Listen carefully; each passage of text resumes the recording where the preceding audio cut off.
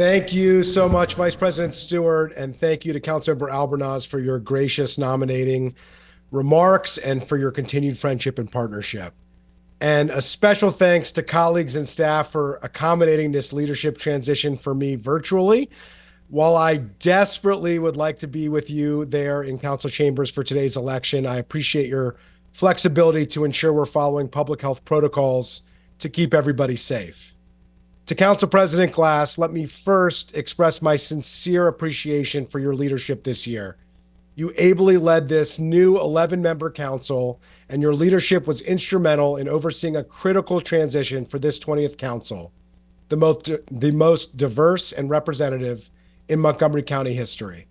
You did so while paving the way as the first openly LGBTQ plus council member and council president, and it's been a true honor to serve beside you.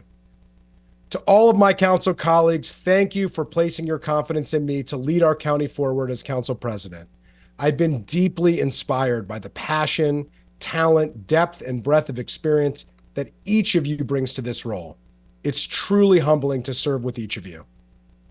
For me, like for all of us, public service isn't a career choice, it's a calling. It's hard to describe the profound honor to give back to a place that has given me so much, to represent the only place I've ever called home, and to follow in the giant footsteps of so many prior servant leaders who have so capably led this body. I'm excited to lead this council alongside my good friend, Vice President Stewart. Her regional reputation as chair of the Metropolitan Washington Council of Governments, her time as mayor of Tacoma Park, and her consensus-building leadership style will continue to serve this body extremely well. She is already a great legislative partner, and I know we will make a great team serving our county and this council together. To my incredibly dedicated team of public servants, Cindy Gibson, Matt Higgins, Angela Gear, and Andrew Resnick, I'm so grateful for all your hard work and energized by your commitment to serve our community for the betterment of our residents.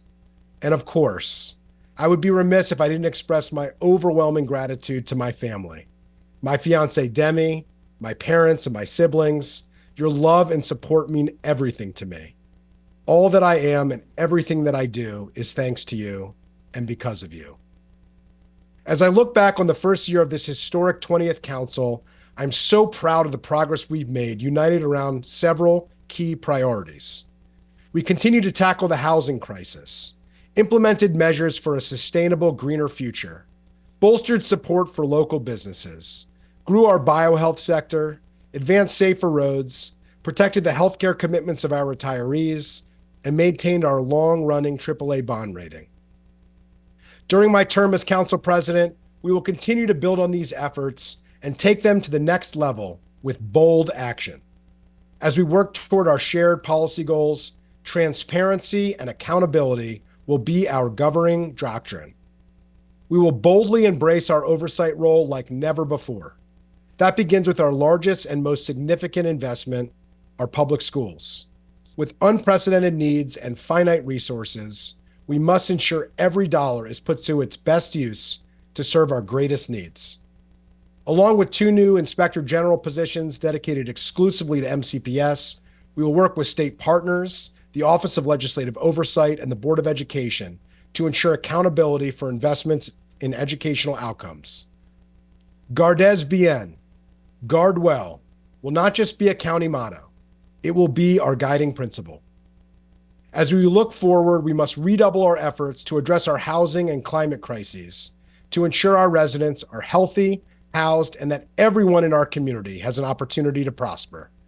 We will continue to pursue innovative ways to produce and preserve housing that's affordable, accessible, and serves the variety of needs in our community, and ensure it's available where it's most needed and wanted, with access to jobs, transit, and educational opportunities. We will adopt more detailed district-level housing targets so we can hold ourselves accountable for the 31,000 housing units we need in Montgomery County before 2030, and we will utilize the most effective way we can simultaneously tackle our housing and climate challenges with forward-looking and data-driven land use and transportation policies. Instead of adding more bureaucratic red tape, We will remove unnecessary obstacles standing in the way of advancing our priorities. This must be a collaborative, all-hands-on-deck approach, abandoning what doesn't work, embracing opportunities to innovate, and partnering with nonprofit and faith-based organizations to leverage resources so we can best support the common good together. As we recognize that we are at an inflection point, we remain steadfast in our efforts to keep our community safe and support our public safety personnel and first responders. Moreover, we will continue to provide the resources needed for our faith-based and nonprofit organizations who are facing unprecedented threats as we respond to the needs of our community. Let there be no doubt, Montgomery County will stand up to hate in all its forms. As we plan for a sustainable future for our youngest residents, we must also respond to the needs of our older residents. That starts with delivering on our efforts to make universal early child care a reality in Montgomery County. More than 1 year after creating an early care and coordinating entity, and nearly 5 years after the Early Care and Education Initiative was launched, quality early education and childcare is more important now than ever.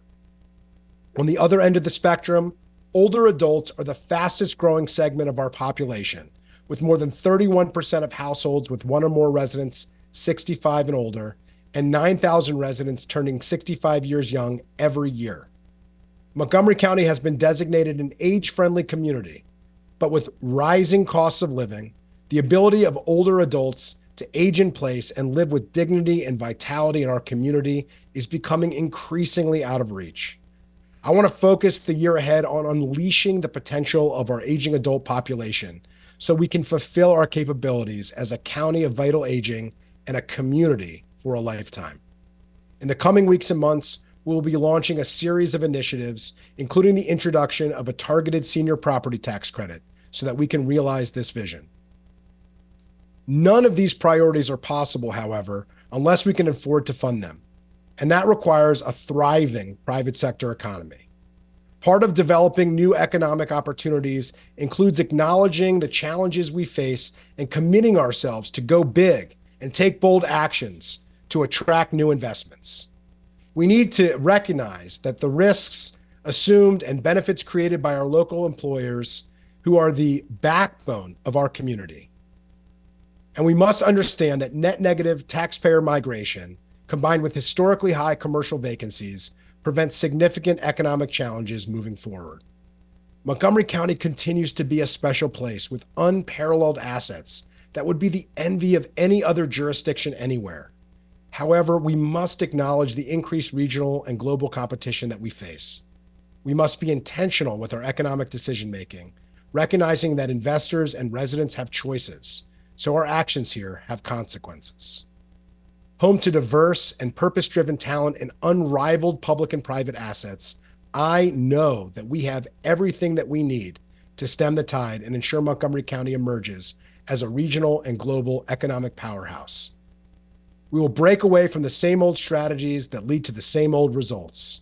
We will be strategic and intentional, and we will act with urgency.